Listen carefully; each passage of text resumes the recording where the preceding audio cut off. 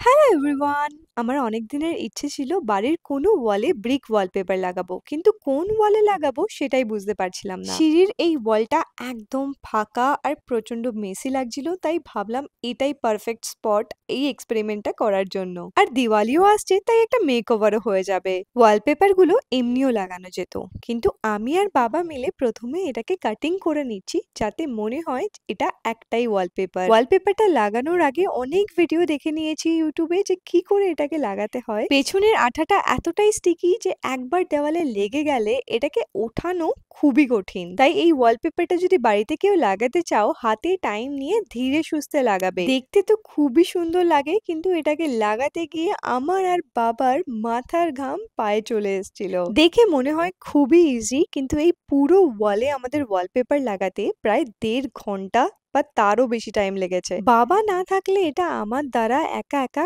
কখনোই সম্ভব হতো না। এই ছোট পিসগুলো আমি দেওয়ালের এই সাইডের জায়গাটায় লাগিয়ে দিয়েছি। ওয়ালটা আগে এরকম লাগছিল, আর এখন ওয়ালপেপার লাগানোর পরে ঠিক এরকম লাগছে। পরের পার্টে তোমাদের সঙ্গে শেয়ার করব ওয়ালটাকে কি করে সাজালাম।